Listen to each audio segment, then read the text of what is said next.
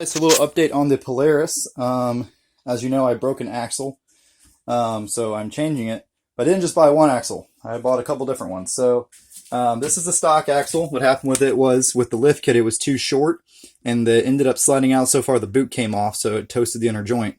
This is a $50 eBay axle, just a knockoff interparts.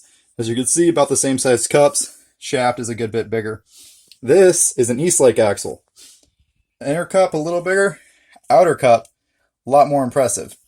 But really not worried about that, because the reason it failed wasn't because of the cup strength necessarily. The other cup did crack, but it was mainly because the axles are too short. And this, contrary to popular belief, the way a Polaris's wacko suspension works, the farther the axle comes down, the more it comes out of the cup. That's opposite of how a Honda independent suspension setup works, but it has to do with the way the arms are mounted so low and the way the axle is, and the dip is so high and the knuckles are weird and all this stuff. So you need a longer axle to run a 2-inch lift on a Polaris. So now we're going to try to figure out which one's longer. So I'm not worried about the stock one necessarily. So let's look at these two. So the way you measure an axle is at full compression and full extension. So put them both right here. Push them down all the way into the cups. Let me make sure they're good and down in there. I'll pick up the phone in a second. Oh, okay. So at full compression, you see that the inner parts is a little bit shorter than the cheap eBay, or not the inner parts, excuse me. The Eastlake is a little shorter than the cheap eBay, what do you call it, inner parts, and just by a hair. Make sure they're both fully compressed. Yeah, they are. So that's not good. Not something good for the inner parts. But now we want to see, how do we see which one's longer, right, once they're fully extended? Because there's two measurements on an axle. Hold on one second. Okay, so now we got them at full extension. You can see the cups are lined up there.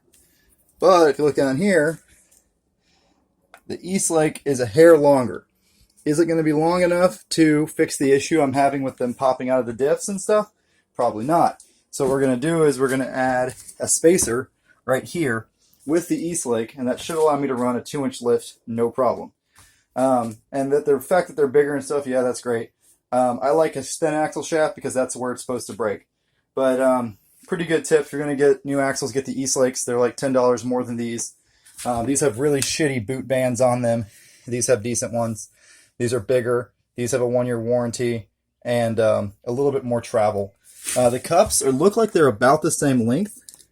So I'm not really sure how they're getting more travel. I guess it has to do with the internals of the cage and stuff.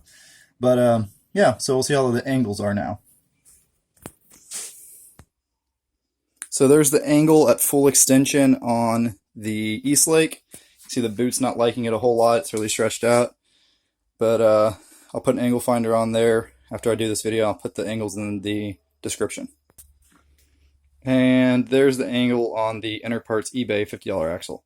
So I can't do it while the phone's on, but I need to use my angle finder app. So I'll put the angles and the link in the description.